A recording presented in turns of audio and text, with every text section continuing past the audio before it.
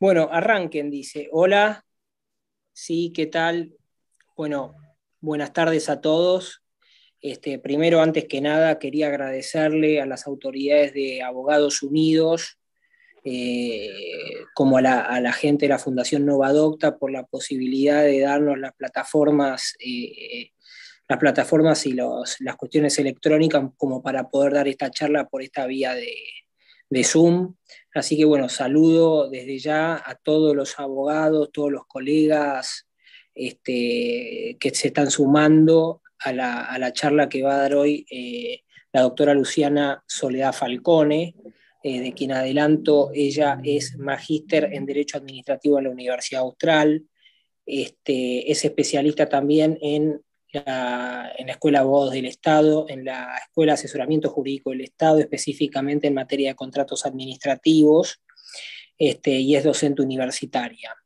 Lo que va a hacer la doctora hoy va a exponer el tema de lo... La verdad que es un pedido que es una cuestión que es bastante común en los abogados que manejan temas de derecho administrativo para sus clientes, que es el pedido de vista realizado por la administración en el marco de un procedimiento administrativo. ¿Cuál es el régimen jurídico del pedido de vista? La diferencia que hay con otros institutos de derecho administrativo, las diferentes posturas doctrinarias y jurisprudenciales del tema. Así que bueno, Luciana, te presento, ya es todo tuyo el tema, y bueno, ya también te agradezco a vos por la exposición. Bueno, Félix, muchas gracias. Bueno, buenas tardes a todos los y las colegas que están conectadas para poder compartir este tiempito y poder charlar sobre uno de los temas que si bien parece que no, pero tiene muchísima tela para cortar, en particular respecto a reflexionar sobre este instituto, que es el Instituto de la Vista en el procedimiento administrativo, y que, como muchos de los otros institutos de nuestra rama, nos invitan en estos tiempos actuales a reflexionar y a poder ayornarnos y a darle un seguimiento, ¿no? Y una reinterpretación que es a todas luces necesaria. En cuanto a la vista en el procedimiento administrativo, para poder compartir este tiempo con ustedes, yo pensé en estructurar un poco el tema viendo qué es lo que dice actualmente nuestro régimen jurídico, es decir, puntualmente la Ley Nacional de Procedimientos Administrativos y su decreto reglamentario, que tuvo una modificación relativamente reciente en el año 2017, qué es lo que tenemos para reflexionar sobre los fallos de la Corte, también algunos precedentes de la Cámara de lo Contencioso Administrativo Federal al respecto, cuáles son los fundamentos constitucionales y convencionales de este instituto, que es el de la vista en el procedimiento administrativo, y finalmente, o para cerrar en realidad, cuáles son los puntos que podrían ser modificados o que deberían ser modificados por una interpelación que le llega al Estado a través de los principios que están siendo totalmente traídos, digamos, a este instituto, que son convencionales y constitucionales, en ese marco, y que exigen que el Estado pueda actualizar las normas que actualmente rigen la vista en el procedimiento y pueda vincularlos o acercar a este instituto a lo que es actualmente la regulación de otro de los pilares de nuestro sistema republicano, como es el acceso a la información pública. Otro de los institutos que tiene mucha vinculación con la vista del procedimiento administrativo y que vamos también a tocar. ¿Cuál es el régimen jurídico vigente? Nosotros tenemos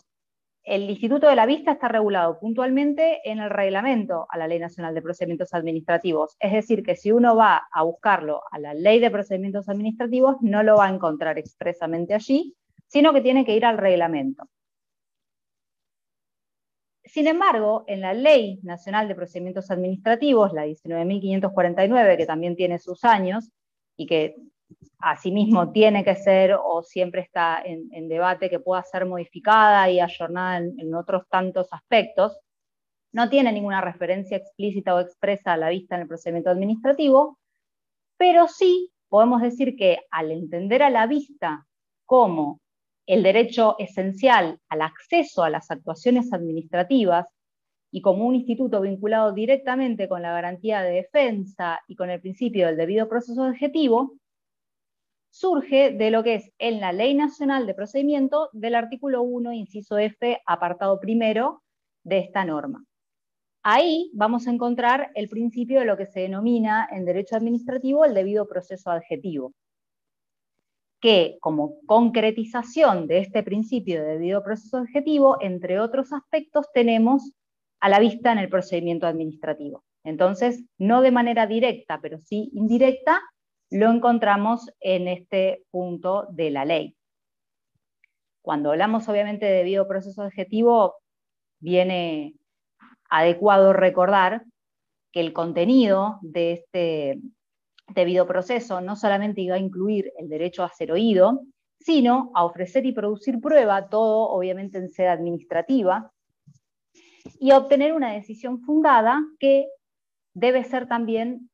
emitida en lo que se denomina un plazo razonable. Entonces, todo este abanico de elementos componen lo que se denomina el debido proceso adjetivo, que incluye o abarca la garantía de defensa, obviamente, de raigambre constitucional y convencional, y que podemos encontrarla en la mayoría de los tratados de derechos humanos que han adquirido jerarquía constitucional en la reforma de enorme entidad que hemos tenido en el año 1994 y que vemos reflejada en el inciso 22 del artículo 75 de nuestra Constitución Nacional, en todos aquellos actos que han adquirido la misma jerarquía que nuestra norma fundamental. Entonces no es menor vincular directamente al instituto de la pista en el procedimiento administrativo con el derecho de defensa, que es esencial, yo diría, al ser humano, básicamente, y con justamente el debido proceso adjetivo, que también tiene una gravitación de importancia en el procedimiento administrativo y que va a tener importancia también en el derecho administrativo en general.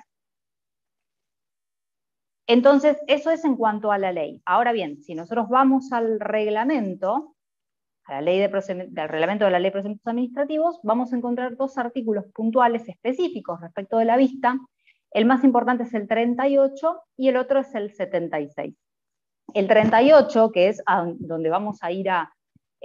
decantar ese artículo, a poder ver,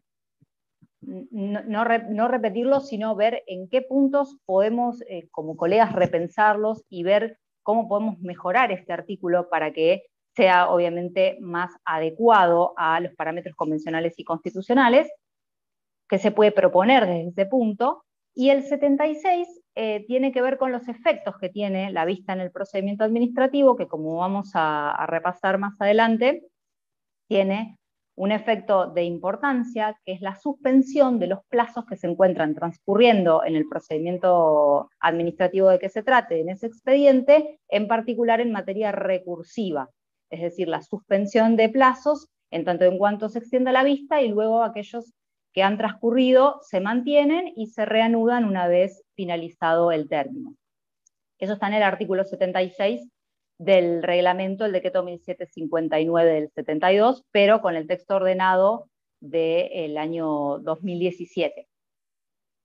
Entonces, al respecto, el régimen jurídico se integra de esta forma. Tanto la ley, con este principio del debido proceso adjetivo, como el reglamento en el artículo 38 y en los artículos 38 y 76, más que nada el 38 específico de la vista, que después vamos a ver cómo se estructura. En realidad, la vista también partiendo desde el régimen jurídico, nosotros podemos repensar y reflexionar que este puede cambiar o ser modificado, pero siempre tenemos que tener en claro cuál es el fundamento constitucional y convencional de este instituto para poder ver si el régimen jurídico se adecúa a esos parámetros o si por el contrario le hace falta alguna modificación, algún agregado. No, en principio el artículo 38 tiene una estructura que se ha quedado bastante en el tiempo, ¿no? Que dice que en realidad parte de un principio general que es el acceso a las actuaciones, es decir, si uno lee el artículo 38, uno puede ver que el principio general es el acceso al expediente administrativo, es decir que, salvo la única excepción que plantea la norma, la persona habilitada o las personas habilitadas por la norma tienen que poder ver el expediente administrativo en cualquier momento, obviamente dentro de los plazos y los días de funcionamiento de la oficina o del órgano donde uno acude a buscar el expediente, pero no tiene que ver retaseado el derecho. Como principio general marca el acceso, el artículo 38. Después, esta norma va a hablar sobre los legitimados, es decir, una vez garantizado el acceso, va a decir quiénes son los legitimados, quienes pueden concretar ese derecho a la vista del expediente administrativo. Y ahí va a tener alguna digresión y va a adoptar un criterio un tanto restrictivo respecto de aquellos que pueden acceder al expediente administrativo, pueden verlo, pueden extraer fotocopias, todo lo que implica una toma de vista de las actuaciones. En realidad, en cuanto a la legitimación, este artículo 38 lo que va a decir es que solamente la parte interesada, o en su caso su letrado, apoderado o patrocinante, van a ser aquellos habilitados y los únicos que van a tener la llave, por así decirlo, para poder ver el expediente administrativo, para poder acceder a él y tomar esa vista. Ahora bien, para nosotros entender qué quiere decir la norma por parte interesada, porque en realidad el artículo 38 no lo define, pero del mismo reglamento nosotros podemos interpretar qué se entiende por parte interesada, ahí tenemos el primero de los problemas interpretativos, por así decirlo, ya que el reglamento a la Ley de Procedimientos Administrativos recurre a dos términos, en realidad, que son el derecho subjetivo y el interés legítimo, para habilitar el carácter de parte interesada en un procedimiento administrativo. Y estos términos, más que nada en el ámbito del acceso a la información pública, están siendo bastante cuestionados, por así decirlo, porque son conceptos bastante complejos de definir, cuando hay en un caso un derecho subjetivo, cuando hay en otro un interés legítimo. De hecho, hay muchísimas posturas doctrinarias que entienden en qué supuesto se daría el primero la afectación de derecho subjetivo y en otro el interés legítimo. Muchísimos autores, Gordillo, Casaña también, cuando uno los va a consultar, ¿no?, en nuestra materia, dicen, bueno, hasta es difícil doctrinariamente definir en qué supuestos se está ante una afectación de derecho subjetivo y un interés legítimo. Se han generado diversas teorías, pero lo cierto es que actualmente una gran parte de la doctrina está reflexionando sobre la necesidad de erradicar un poco estos conceptos que vienen de antiguo en el derecho, ¿no?, que siempre uno va a alguna norma y dice, bueno, podrá acceder a las actuaciones que quien ostente un derecho subjetivo o un interés legítimo, o tiene la calidad de parte quien tenga afectado un derecho subjetivo o un interés legítimo. Algunas otras pocas normas recurren a la noción de interés simple, que es aún más compleja. Entonces, en la actualidad, muchos autores están advirtiendo la necesidad de abandonar estos criterios o de quizás reinterpretarlos y poder advertir que también merecen tutela del ordenamiento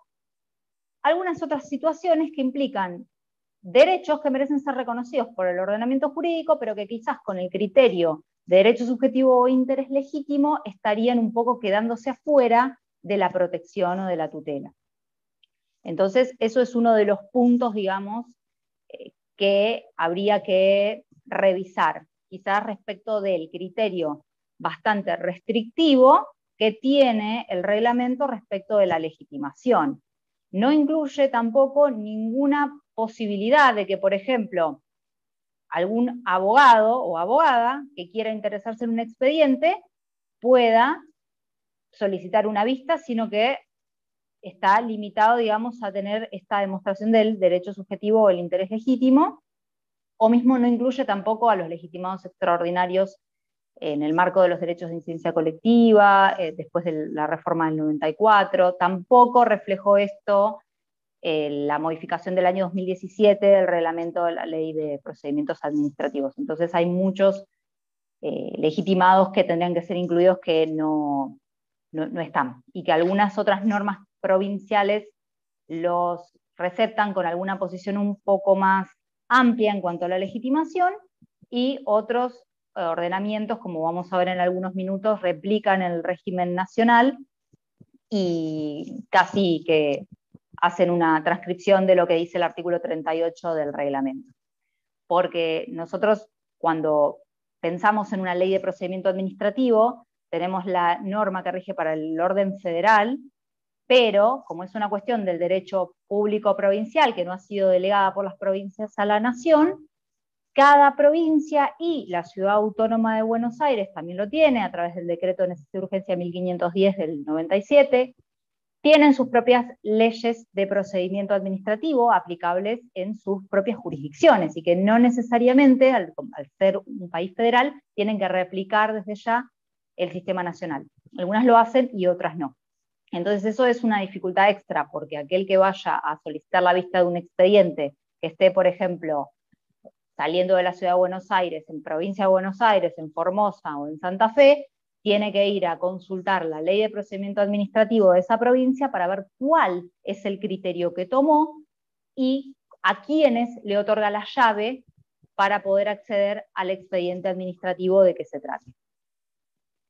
Por lo general, de lo que se intenta también, yendo al ámbito espacial de la vista de las actuaciones, es que se tomen en el ámbito espacial, es decir, en la oficina donde el expediente está.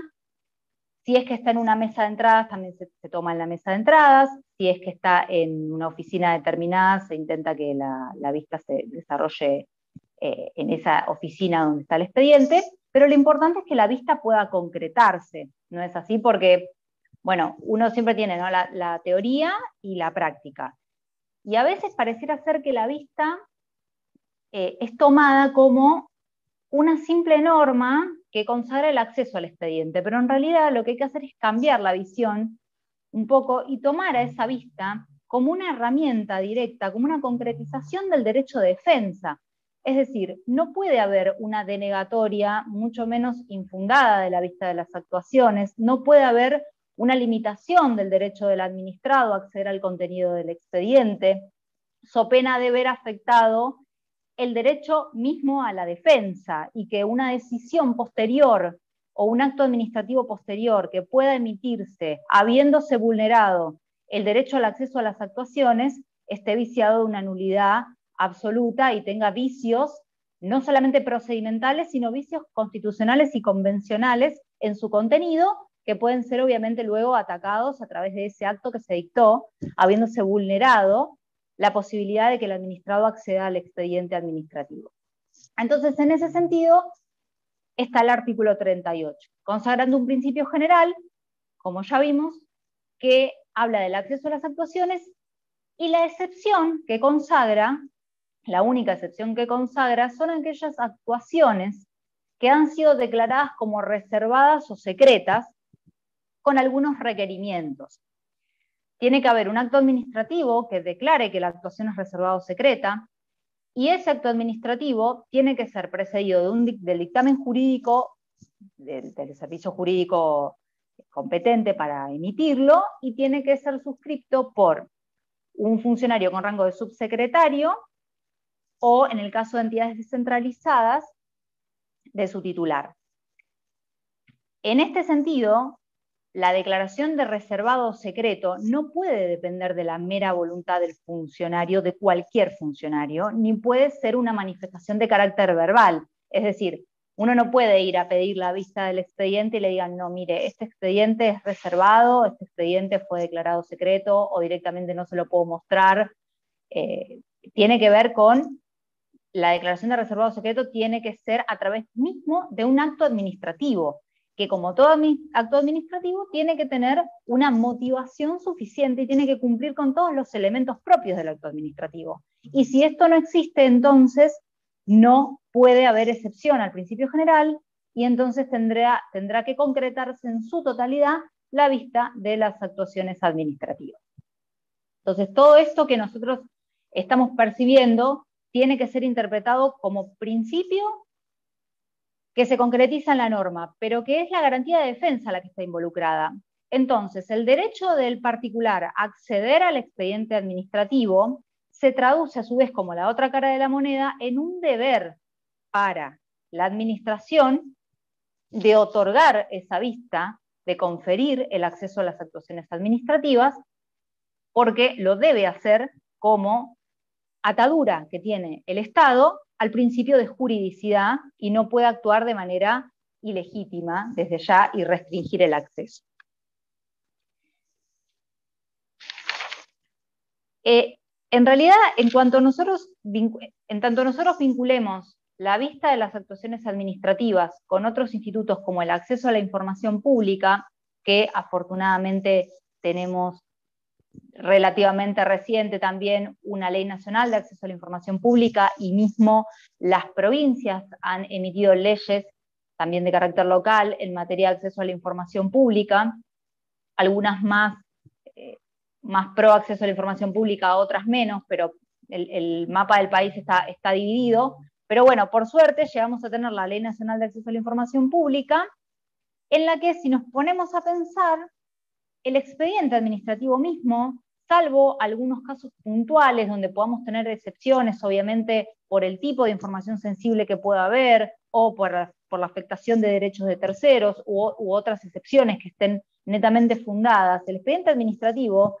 o los expedientes administrativos, mejor dicho, traducen el accionar estatal. Y el accionar estatal es esperable que esté sometido al escrutinio público. Es decir, al ser información pública la que está volcada en el expediente administrativo, no podemos dejar de vincular, aunque son institutos diferentes, de intentar que se junten un poco más, la vista del expediente administrativo con el instituto madre, que es el acceso a la información pública. La Corte Interamericana de Derechos Humanos ha dicho en reiteradas oportunidades que el acceso a la información pública es un derecho humano fundamental, y yo creo que tiene mucha traspolación la doctrina de la Corte Interamericana y de la Corte Argentina del acceso a la información pública al instituto de la vista en el expediente administrativo. Entonces, cuando hablamos de la vista, no podemos dejar de tener en consideración principios superiores que se replican o que uno los encuentra cuando estudia el Instituto del Acceso a la Información. El principio de transparencia, la publicidad de los actos de gobierno, que es o se desprende de nuestro sistema republicano, el control social, la buena administración, la tutela administrativa efectiva, que la Corte Suprema mencionó en primera vez en el primer caso Astorga Bratz, y después lo repitió en otros precedentes, pero la verdad es que el principio de máxima divulgación, el principio pro homine y pro persona, son todos justamente parámetros o son faros que no podemos dejar de considerar cuando estudiamos el Instituto de la Vista. Y vincularlo es necesario con el acceso a la información pública para que puedan nutrirse uno de otro y para que podamos darnos cuenta que quizás llegamos al mismo destino por caminos diferentes, pero que lo que yo no puedo conseguir muchas veces por la restricción que la norma tiene en materia de la vista del procedimiento administrativo, sí lo puedo conseguir a través del Instituto del Acceso a la Información Pública y de la realización de un pedido de acceso a la información pública. Entonces, lo que no puedo conseguir por ese lado, bueno, por el acceso a la información sí lo tengo más a la mano, porque está totalmente aceptado ya en esa materia que la legitimación tiene que tener un criterio amplio en cuanto a que cualquier persona o toda persona directamente, sin tener que acreditar ninguna calidad, ningún requisito, ni tener que decir para qué quiere la información, puede efectuar un pedido de acceso a la información pública, y si la información tiene este carácter, es decir, público, y no está dentro del régimen de excepciones, el Estado está obligado, está compelido a otorgar la información que la persona está solicitando. Muy bien, y respecto de entonces los fallos de la Corte, si uno busca en la jurisprudencia de la Corte el tema de la vista de las actuaciones, no hay demasiados precedentes, menos en los últimos tiempos para poder citar, pero sí hay muchos vinculados con acceso a la información pública que se pueden traspolar. De vista, hay un caso que es bastante interesante, que es el caso Oxley. Si bien es antiguo, es de 1984, es un caso bastante citado en materia de vista de las actuaciones y del carácter secreto o reservado de las actuaciones, porque en ese caso, en el precedente Oxley, la Corte llega a la conclusión de que la suerte de un administrado no puede depender de un informe reservado o secreto, digamos, no puede basarse solamente en esa consideración como única base o antecedente, sino que ahí estaría vulnerándose la garantía de defensa en ese sentido al dictar un acto administrativo que perjudique los derechos fundamentales de esa persona si se basa únicamente en una fuente a la que la persona no pudo acceder como un informe reservado o secreto. El caso es Oxley, se escribe, es de 1984 de la Corte Suprema Argentina. Y después igual voy a dar algunos autos de fallos de la Corte Suprema, pero respecto a acceso a la información que, en mi opinión, se traspola completamente al tema de la vista de las actuaciones. Después también la Cámara Nacional de Contencioso Administrativo Federal, en un caso interesante, que es el fallo Sibura, también reconoció el derecho de los letrados y las letradas a poder tomar vista de las actuaciones administrativas en ejercicio de las competencias que le otorga la Ley 23.187 de ejercicio de la profesión. Así que ese también me pareció interesante para traer, porque es cierto que muchas veces antes de tomar un caso y sin haber realizado un acuerdo con la parte, si uno no ve el expediente, no accede al expediente, no puede tomar la decisión como profesional de comprometerse con esa persona y poder tomar la representación. Entonces también tiene que ver con las incumbencias profesionales. En cuanto a también otro tema que toca la Corte en algunos fallos y la Cámara es el tema de los sumarios administrativos, porque muchas veces un expediente que es el que se está llevando un sumario administrativo pareciera ser como que la administración a veces cree que por ser un sumario es todo el expediente reservado en todo momento, y esto no es así, sino que hay etapas específicas a través de procedimientos especiales en las cuales en determinados momentos del sumario se adquiere un carácter secreto o reservado, pero esto no quiere decir que todas las actuaciones vinculadas al sumario lo sean, o que el sumario sea totalmente reservado en todo momento. Entonces hay que estar también alerta a eso, ¿no? Porque si uno dice, bueno, el sumario es totalmente reservado, no se podría ejercer el derecho de defensa en cualquier momento, y eso no se puede admitir. La Procuración del Tesoro de la Nación también ha señalado en muchísimos dictámenes el doble carácter que tiene la vista, es decir, como una cara de la moneda, el control preventivo de legalidad que se puede ejercer de la actividad estatal a través del acceso a las actuaciones, y también como un derecho de los administrados a acceder al contenido de las mismas y de poder ejercer adecuadamente su defensa. Una defensa completa, porque únicamente conociendo es como uno puede defenderse con posterioridad. Entonces es una, por así decirlo, es un presupuesto de una adecuada defensa. Es conocer, es saber para luego poder defenderse, para poder realizar presentaciones, para poder ejercer derechos fundamentales también, aunque no sea interponer un recurso o realizar una presentación. Muchas veces de lo que uno se trata cuando accede a un expediente es de ejercer básicamente un derecho, y máxime o mayor importancia cuando hablamos de un derecho fundamental o de derechos humanos que muchas veces están en juego en los expedientes administrativos. En cuanto al acceso a la información, bueno, yo creo que la jurisprudencia de la Corte Suprema Argentina, que fue replicando un poco la postura de la Corte Interamericana en la materia, reafirma y sostiene el carácter de derecho humano que tiene el acceso a la información. No solamente eso, sino la obligación estatal de, por así decirlo, abrir el Estado a través del principio de transparencia activa, de máxima divulgación, de transparencia, de que, como estamos hablando de información pública, haya un principio, si ustedes quieren, pro acceso a la información,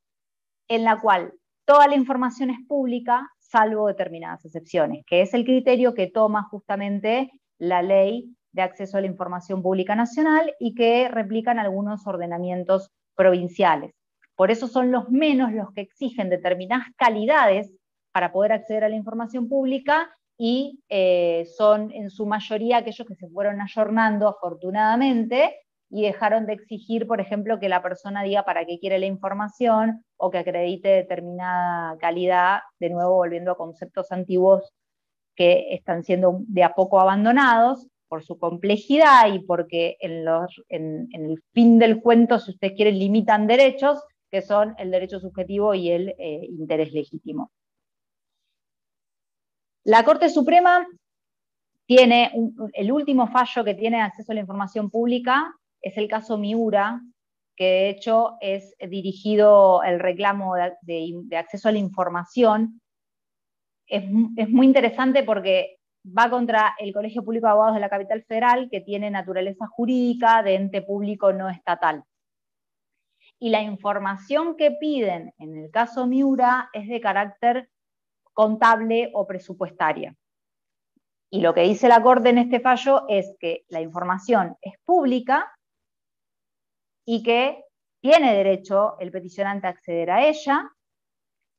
y habilita, obviamente, que como un sujeto requerido, porque esto ya es posterior a la ley, sea el Colegio Público de Abogados en su carácter justamente de ente público no estatal. Después también otro de los pronunciamientos recientes es el caso Saboya, que también está en el marco de solicitud tendiente a que se publiquen decretos que habían sido declarados reservados o secretos en el marco de la dictadura militar y que no habían sido aún publicados, habiendo sido desclasificados y teniendo que darse a conocer. Todos esos, términos del secreto y demás están siendo actualmente revisados. Quedan pocos ámbitos en el derecho en los que se admite o que constitucionalmente se entiende que es válido el secreto. Todavía sobrevive el secreto bancario, el secreto fiscal, pero hay, cada vez más pronunciamientos respecto al secreto fiscal. Está el caso Olivera, que tuvo confirmación de la sentencia de Cámara en el que la Corte, si bien en el reclamo parcialmente la Corte le dice que no porque está bajo la protección del secreto fiscal, estudia el pedido y dice sobre qué subpuntos están parados por el secreto fiscal y sobre cuáles otros no. Y antes, o en fallos de hace unos años, quizás esto no se hubiese dado así, sino que hubiera dicho, bueno, secreto fiscal y ya está, no se puede acceder a ningún tipo de información vinculada o relacionada con el secreto fiscal. Había una expansión del secreto fiscal y ahora se da un fenómeno que es a la inversa, es decir, hay una expansión de la información que es accesible. Esto es por los principios constitucionales y convencionales de los que estuvimos trayendo a colación y hablando, que impregnan todo el sistema, el ordenamiento jurídico en general. Así que respecto a esto, esos son los precedentes que quise traer. Me faltan algunos minutitos, ya que tengo algunos minutos restantes. Quisiera realizar algunas conclusiones o a modo de reflexiones respecto de algunos ordenamientos provinciales y de algunos pocos países que elegí para traer a esta charla, de cómo regulan los institutos de la vista y del acceso a las actuaciones. En realidad, en una búsqueda más o menos a nivel país, las provincias por lo general, como ya dije, replican el sistema nacional, aunque no tienen obligación de hacerlo, y toman a la vista de las actuaciones como un derecho al que puede acceder solamente la parte interesada. Y cuando uno va a buscar qué se entiende por parte interesada, termina cayendo nuevamente en esto de aquel que reviste el interés legítimo, el derecho subjetivo, o su letrado, apoderado o representante, entonces llega como al mismo lugar y sigue teniendo esta limitación. La ley de la Ciudad de Buenos Aires, el decreto 1510 del 97, por ejemplo, replica textual la primera parte del artículo 38 del Reglamento Federal. Después, Santa Fe, que tiene el decreto provincial, el 4174 del 2015, hace lo mismo. Es decir, al reglamentar, tiene una estructura que es totalmente similar al sistema nacional, y lo que hace es incluir también esto de la excepción, que también lo hacen la mayoría de las actuaciones reservadas o secretas, que sería aquellos casos en los que no se puede acceder al expediente. Respecto de Mendoza, que es la ley 9003, también habla de los interesados en un procedimiento administrativo, o aquellos que tengan carácter de interesados, sus representantes o sus letrados. Acá Mendoza habla de interesados, es un concepto un poco más general, ¿no? Es decir, ahí es un poco diferente respecto de hablar de derecho subjetivo o interés legítimo. Y Santa Cruz hace lo mismo, digamos, respecto del sistema nacional. Córdoba es un poco más, si ustedes quieren, acotada a ese respecto, porque habla de parte interesada, no remite a los conceptos de derecho subjetivo e interés legítimo ni los explica, solamente dice que es la parte interesada la que va a poder acceder, o su apoderado o su letrado apoderado o patrocinante, al expediente administrativo. Y después lo que busqué es algunas normas que me parecieron interesantes, como la ley boliviana, por ejemplo, de procedimiento administrativo, que es la ley 2341. Muchas veces uno va a ver cómo regulan los países que tenemos más que nada en Latinoamérica, para poder advertir no solamente cuál es su situación jurídica respecto al procedimiento administrativo, sino si también tienen los mismos problemas en cuanto, por ejemplo, a la legitimación, o cómo están integrando el tema del acceso a las actuaciones administrativas en formato papel o en formato digital, que eso es algo, de hecho, que la reforma del 2017 receptó, es decir, que algunas cosas sí modificó y otras no. Sí, al 2017 ya estaba generado todo lo que es el sistema de trámites a distancia, o la plataforma del TAD, a la que muchos de ustedes seguramente habrán accedido o tendrán el usuario, y habrán visto que el artículo 38 lo que hace es diferenciar la vista de los expedientes papel de la vista de los expedientes electrónicos, siendo que la de los expedientes papel puede ser verbal, y ante el pedido, bueno, corresponde obviamente que se realice, y se entiende que cualquier tipo de pedido de vista tiene el efecto suspensivo de los plazos, y para el expediente electrónico no es así, según lo que dice la norma, porque hace una diferenciación creando un instituto que se llama consulta sin suspensión de plazos. Entonces, cuando tengo un expediente electrónico, por lo menos en el ámbito nacional, yo tengo dos tipos de vista. Una que suspende los plazos y otra que no. Aquella que tiene efectos suspensivos, el pedido de vista tiene que ser interpuesto sí o sí por escrito, a través de la plataforma TAD,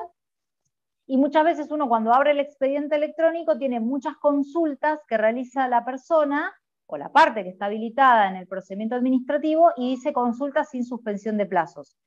Y ahí, a través de esa consulta, igualmente la parte pudo acceder al expediente administrativo y verlo en su totalidad, pero no tiene este efecto suspensivo que sí está regulado para la otra forma, por así decirlo, de acceder a las actuaciones.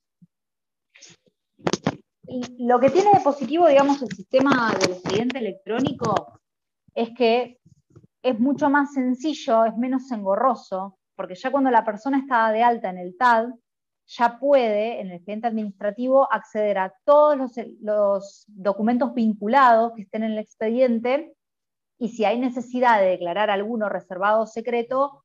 va a ser solamente ese archivo que no pueda ver, pero el resto del expediente, una vez ya vinculado, se convierte en parte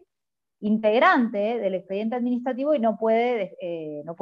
ser eliminado, por ejemplo, salvo supuestos que se deje sin efecto, pero por lo general tiene que ser en su completitud lo que acceda a la persona a todos los elementos vinculados al expediente electrónico, y no tiene que estar, bueno, personándose obviamente en la oficina, ni muchas veces pasa que no se encuentra, en un primer momento tiene que ser buscado, bueno, todas las idas y venidas que uno sabe que el expediente papel tiene, que el electrónico no, y los beneficios y las ventajas que uno tiene que el otro no, y viceversa. Pero bueno, en cuanto a la brecha digital, igualmente lo que se busca o lo que dice la doctrina que tiene que pasar es que en los lugares donde tengan un expediente administrativo y haya personas que necesiten accederlo y no tengan o no cuenten con la infraestructura para poder hacerlo, es la administración, en ejercicio justamente de una proactividad que tiene que tener para que la persona pueda ejercer la defensa de sus derechos, suministrarle esa computadora o el elemento necesario electrónico para que pueda realizar la toma de vista, como si fuera un expediente papel. Bueno, para ir cerrando, volviendo a la ley boliviana, me parece interesante porque el artículo 18 es el de la ley 2341, me pareció adecuada la redacción porque en vez de partir del principio general, parte del derecho. Es decir, que primero reconoce el derecho. Dice, las personas tienen derecho a acceder a los archivos, registros públicos y documentos que obren en poder de la administración pública. Entonces, directamente lo regula a través del derecho al acceso. Y acá, en leyes como esta, uno puede ver que no hay tanta diferencia entre el Instituto de la Vista del Procedimiento Administrativo y el acceso a la información, que son súper unidos en cuanto a institutos del derecho administrativo y que la finalidad es la misma, las bases fundamentales son las mismas, los principios que lo sostienen son los mismos, y que por eso vemos cómo queda desfasado, de alguna manera, la redacción del artículo 38 con los sistemas de acceso a la información.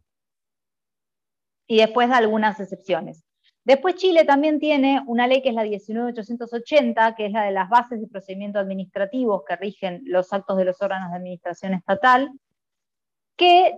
lo que me interesó de esta norma es que define quiénes son interesados en el procedimiento administrativo, no recurre a los conceptos que estuvimos viendo de derecho subjetivo e interés legítimo, y toma un concepto amplio de interesados, diciendo que son interesados todos aquellos, entre otros puntos, aquellos que promuevan el procedimiento como titulares de algún interés individual, de algún interés colectivo, es decir, que amplía el abanico de posibilidades para poder acceder. De hecho, inclusive va a incluir a aquellos que sin haber iniciado el procedimiento tengan derechos que puedan resultar afectados por la decisión que en el mismo se adopte. Es decir, están dando una, si ustedes quieren, una apertura para que muchas otras personas puedan acceder al expediente administrativo que no quedan enclavados en el concepto antiguo de derecho subjetivo e interés legítimo. Y bueno, respecto de algunas conclusiones o algunas reflexiones que podemos ir elaborando respecto de este instituto que tiene bastante para reflexionar, es que la vista de las actuaciones, en primer término, no es un instituto de carácter formal, que no es una opción para la administración,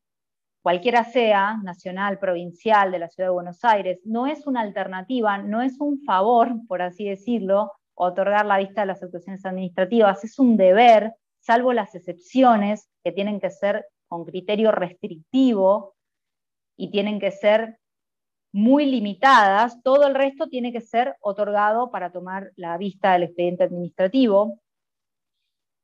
El Instituto de la Vista tiene que ser necesariamente reinterpretado, tiene que haber una modificación normativa de carácter urgente al reglamento para que pueda adecuarse a parámetros convencionales y constitucionales tendientes a garantizar el acceso a la documentación y a la información pública también en el marco de la vista y no solamente a través del cauce del acceso a la información. Tener en cuenta para esto que la vista es un para qué y que el camino final es la defensa o el ejercicio de un derecho que puede tener de base constitucional o ser un derecho fundamental y que como tal tiene que ser respetado. Y otra cuestión necesaria para modificar es el criterio restrictivo respecto de la legitimación para poder lograr entonces que haya una amplia concesión de aquellos que puedan acceder de la vista del expediente administrativo y no tengamos estas limitaciones o estos problemas que tenemos actualmente de que solamente algunas personas pueden acceder, porque al fin y al cabo estamos manejando y estamos hablando de información pública que pertenece a todos y que merecemos todos tener un Estado abierto para poder desarrollar por parte de la población el control social y el control público, que tanto colabora con la buena administración y el accionar estatal conforme a derecho, en un Estado constitucional como el que tenemos. Así que esto es lo que quería compartir con ustedes, espero que les sea de utilidad, y bueno, cualquier cuestión voy a dejar mi correo para información o algún artículo que les pueda brindar que pueda tener de doctrina. Así que le agradezco a Félix y a la Asociación Abogados Unidos por haberme invitado a compartir este momento entre colegas. Espero que estén muy bien. Bueno, Luciana, doctora Falcón, realmente, la verdad que es un tema bastante árido para el derecho administrativo, lo que es el tema de la vista, los derechos en juego. Es un tema no muy tratado tampoco y es muy importante en cuanto al ejercicio del derecho. Incluso, primero, la utilización del TAD, la utilización hoy, lo que es la utilización del TAD y los expedientes administrativos y la vista en los expedientes administrativos, como se está manejando hoy la administración pública, muy bien remarcado, me parece que es importante, porque hoy la vista no es un expediente, hay que ir con una computadora y acceder al expediente electrónico. Realmente no es un tema menor. Y después, por supuesto, la importancia que tiene para los letrados, incluso antes de agarrar un caso, tomar vista del expediente para ver de qué estamos hablando. Entonces, y además de todo lo que fue tratando, doctor, así que la verdad desde ya muchísimas gracias, excelente por mí, puedo decir que excelente la charla, así que nada, agradezco muchísimo, Luciana. Y bueno, y a todos les comento, mañana a las 18 horas va a dar su charla el doctor Emiliano Manuel Rodríguez. La temática va a ser amparo, vías urgente, habeas corpus, por supuesto el régimen lo que es provincial, nacional, así que bueno, los esperamos a todos mañana y desde ya muchísimas gracias. Muy buenas tardes. Hasta luego. Gracias, buenas tardes.